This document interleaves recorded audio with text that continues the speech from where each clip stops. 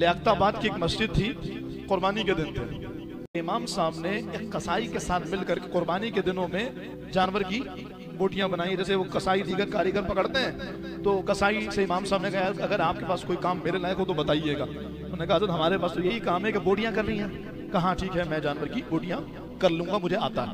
इमाम साहब ने जो है वो उसके साथ काम पकड़ा, नमाजें पढ़ाते थे और इसके अलावा जो टाइम बचता था सुबह से लेकर ज़ोहर तक और ज़ोहर के बाद का टाइम, तो ये जो है ना वो जानवर की बोटियां कर रहे हो। वो तस्वीर किसी ने खींची और वायरल कर दी। इमाम मस्जिद को फारिग कर दिया गया। क्यों? इसलिए कि हमारी मस्जिद की तौहीन हुई है।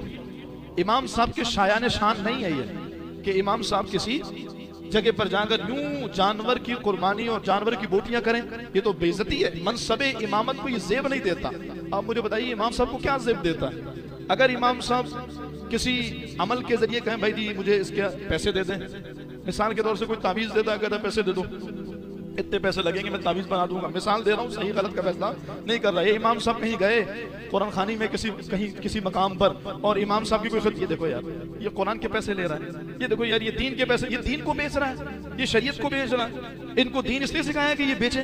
तो आप बताइए ये दीन जो इन्होंने सीखा है उस दीन के बदले ये पैसे ले तो ये दीन को बेच रहा है। हत्ता कि इमाम मस्जिद अगर ये तकाजा करे ना मेरी सैलरी बढ़ा दो, ये देखो इनको जरा सा एहसास नहीं है कि ये इमामत के पैसे बढ़ाने बोल रहे हैं। भाई इमामत तो फी सबिल्लाह करनी चाहिए इमाम साहब को, और ये कह रहे हैं पैसे बढ़ा दो। इमाम साहब का पेट ही नहीं भरता, हर वक्त यही रोना रोते हैं मेरे पैसे बढ़ा दो, मेरा गुजारा नहीं होता, मेरी सैलरी पूरी नहीं होती। हालांकि अगर उससे पूछा जाए और उसकी सैलरी मालूम की जाए तो मैं पहले भी ये कह चुका हूँ, एक मजदूर की भी जो तनख्वाह है उस तनख्वाह से भी बहुत ही कम तनख्वाह उमूमी तौर पर हमारे मस्जिद के इमाम साहब की होती है। लेकिन उसके बावजूद कोई उस तरफ कोई तवज्जो नहीं करता। यानी इमाम साहब अगर किसी इलेक्ट्रिशियन को बुलाएं, लाइट नहीं आ रही घर में, कोई प्रॉब्लम है, कोई फॉल्ट है, वो आया और अगर उसने मेन बोर्ड खोला, उसमें कुछ 10 मिनट तक काम किए और उसने कहा इमाम साहब ये मसला था, ये लाइट आ गई है, मैंने सॉल्व कर दिया, 1000 रुपए दे दें। 10 मिनट के उसने 1000 रुपए लिए और इमाम साहब को बुलाया कहीं इस सारे सवाब के लिए, इमाम साहब को बुलाया कहीं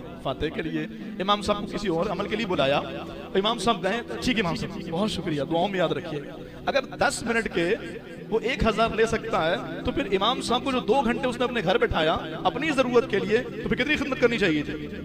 इसको कोई नहीं यार वो तो उसका टैलेंट है ना, वो उसका फन है, वो उसके पैसे ले रहा है। तो भाई अगर वो फन के पैसे ले रहा है तो इमाम तो हम पर एहसान कर रहा है, ये भी वो फन सीख लेता, फिर इसको भी फिर 10 मिनट के 1000 रुपए मिल जाते। इसने तो वो फन नहीं सीखा, अल्लाह रसूल का दीन सीखा। तो ये इमाम को बोलना नहीं चाहिए, इमाम की बगैर बोले हमें खिदमत करनी चाहिए। मैं उस मौजू की तरफ आऊँ जो इमाम साहब के मुतालिक। इमाम साहब को फारिग कर दिया गया कि इमाम साहब ने हमारी मस्जिद की तौहीन की है कि फलानी मस्जिद के इमाम साहब जानवरों की बोटियां कर रहे थे और दिहाड़ी लगा रहे थे। ये हकीकत पर मबनी है। इस बुखारी मस्जिद में बैठ के हमने इस बात को डिस्कस किया जो मैं आपको बता रहा हूँ। इमाम साहब को फारिग कर दिया गया। पूछा गया इमाम साहब की तनख्वाह कितनी थी? आप अपना सर पकड़ेंगे और अपनी उंगलियों को अपने दांतों में दबाएंगे। इमाम साहब को 6000 रुपए मिलते थे।